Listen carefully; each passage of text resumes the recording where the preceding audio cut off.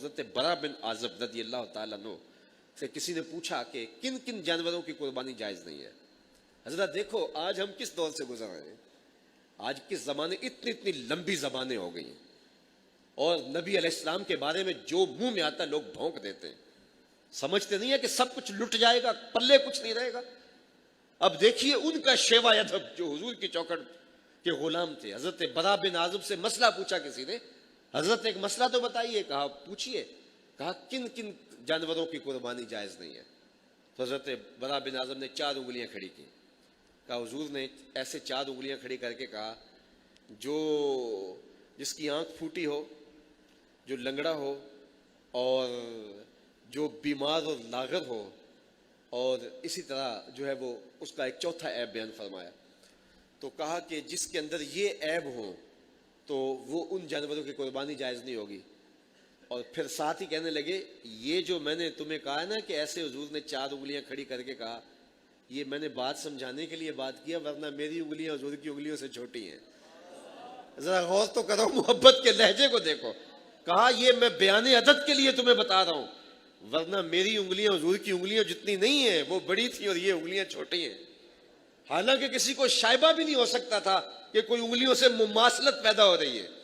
یہ تعین عدد کے لیے کہا جا رہا ہے, لیکن فوراً خیال آیا اور کہا کہ میری انگلیاں حضور کی انگلیوں سے چھوٹی ہیں. اور حضرت عباس بن عبد المطلب سے کسی نے پوچھا کہ آپ بڑے ہیں یا حضور بڑے ہیں. اس نے پوچھنے والے نے تو عمر کے بارے میں پوچھا, تو کہا سال زیادہ میں نے گزارے ہیں, بڑے حضور ہی ہیں. تو یہ ان کا ادب تھا, یہ اصحاب رسول کی زندگی تھی. آج میں اور آپ دیکھیں کہ ہم کس جگہ پہ کھڑے ہیں. حضور کے معاملے میں انتہائی حساس ہونا چاہیے, اور کوئی ہلکا اور میلا لفظ زبان پہ نہیں آنا چاہیے, ورنہ سب کچھ لٹ جائے گا, پلے کچھ بھی نہیں رہے گا. جو گناہ گار ہے اس کی معافی ہے, بے ادب کی معافی نہیں ہے. گناہ گار کو معاف کر دیا جائے گا, لیکن بے ادب کی معافی نہیں ہے. بلکہ رومی تو کہتے ہیں کہ بے ادبوں کے پاس بیٹھنا بھی نہیں چاہیے. تا توانی دور شو از یار بد بدتر بود از مار بد. کہا جہاں تک ممکن ہو تو برے یار کی صحبت سے بچو.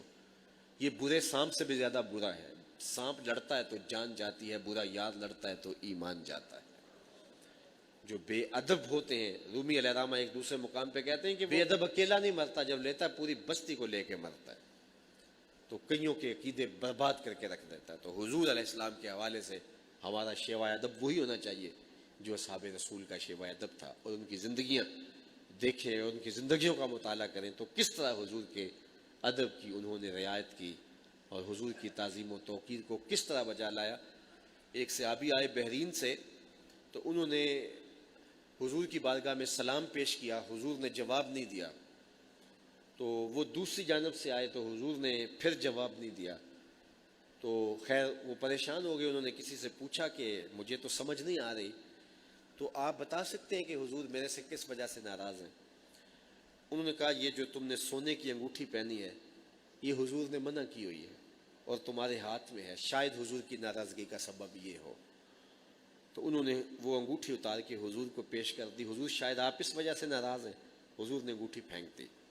ناراضگی کی وجہ ختم ہوگی, باتیں چلتی رہی, گفتگو ہوتی رہی.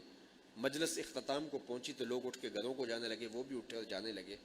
کسی نے توجہ دلائی, وہ انگوٹھی تو اٹھا لو, تم تو شرم نہیں پہن سکتے, تمہاری بیوی تو پہن سکتی ہے, تو لے لو اس کو, قیمتی سونا ہے.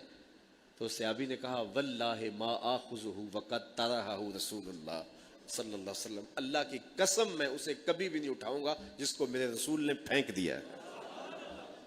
تو ہم غور تو کریں, آج ہم اپنی زندگیوں پہ غور کریں. مدینے کی گلی سے حضور گزرے تو ایک گنبد نما مکان بن رہا تھا. ایسے مکان حضور پسند نہیں کرتے تھے. حضور نے دیکھا, چہرے پہ آثار پسندیدگی نہیں آئے. حضور گزر گئے. کسی نے اس صحابی کو بتایا حضور گزرے تھے, تیرا مکان دیکھا, خوش نہیں ہوئے. اس نے کدال لیا اور مکان کو زمین کے برابر کر دیا.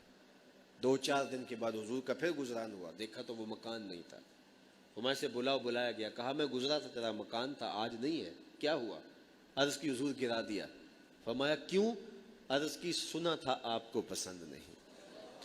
میں اور آپ دیکھیں ہمارا کیا کیا حضور کو پسند نہیں, سر سے لے کر پاؤں تک, شادی عقیقے ولیمے سے لے کر کے اپنی نجی اور سیاسی زندگی تک, ہمارا طرز حیات, ہماری وضاقتہ کیا کیا حضور کو پسند نہیں ہے. تو حضور کے ساتھ اگر محبت کا ربط رشتہ ہے تو تقاضۂ محبت ادب بھی ہے، تقاضۂ محبت اطاعت بھی ہے.